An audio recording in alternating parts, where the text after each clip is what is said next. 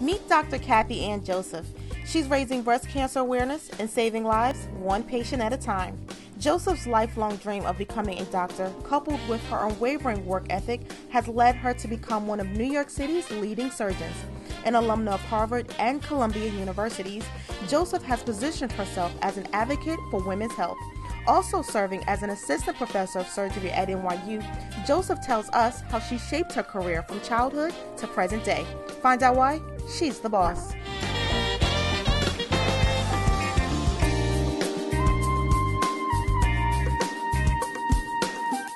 Dr. Kathie-Ann Joseph, before we get into your business as a doctor, we have to do shoe gang check. Tell me about the shoes that you work in as a doctor. Well, I'm a surgeon, so I spend a lot of time on my feet, so I'm wearing Mephistos. Okay. Very comfortable, but a little stylish, so I can walk all day in these shoes. So you're able to be stylish as well as productive throughout the day in these shoes? Yes. They work all around? Yeah, I can stand all day in them. Good to know. Now, you actually wanted to be a doctor from a young age, correct? Yeah, as long as I can remember, I wanted to be a doctor. I was always interested in the body and biology and how the body worked and organs, so I always wanted to be a doctor. My mother was a nurse, and I was just always fascinated with the human body. Now, interestingly enough, you went off to Harvard and you majored in sociology when most aspiring physicians major in biology.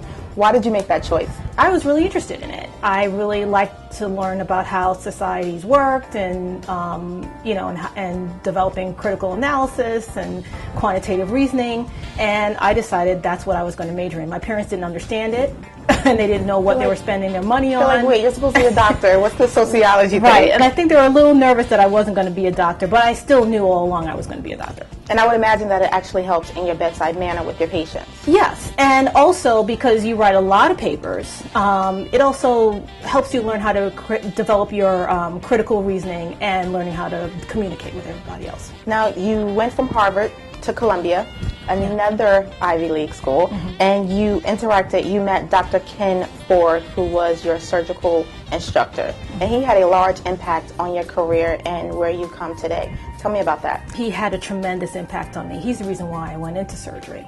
I didn't go into medical school thinking I would be a surgeon. I knew I wanted to obviously be a doctor. And he was tremendous. He had a tremendous influence on hundreds of students that went through Columbia.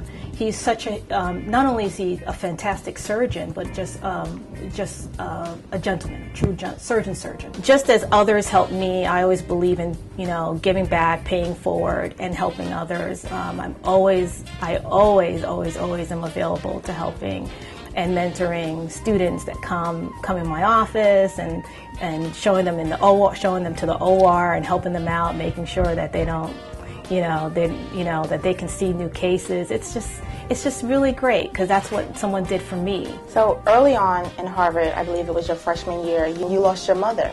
How were you able to get past that moment and not only continue through your studies, but to excel at them?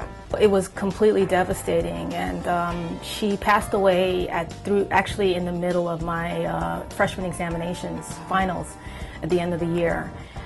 So I had to leave right in the middle of exams. I have to credit it to Harvard. They were very supportive, and to my family and friends. Now, you're a leader in breast cancer research. Why is breast cancer something that's so near and dear to you? First of all, I've had many family members and many friends that have been affected from breast cancer. It's something that I think most women at some point in their lives will be affected from, either personally or someone they know will be affected. Can you tell me about one of the projects that you're working on that's looking for biological markers in African American females? We see a lot of young women that are affected by breast cancer. We're seeing a lot of women in their 30s, in their early 40s, and even in their 20s. And we're developing programs for these women to make sure that these women get the services that they need, and also their family members, because their family members are also at risk. If you have a family member that's had breast cancer, you need to be screened in a different way than someone who doesn't have a family history of breast cancer. These are what we call at-risk or high-risk women. What's your typical schedule like? What are your hours? There's no typical day. I mean, I just came out of the OR before I just met with you, and tomorrow I have a couple more cases, and this is Wednesday.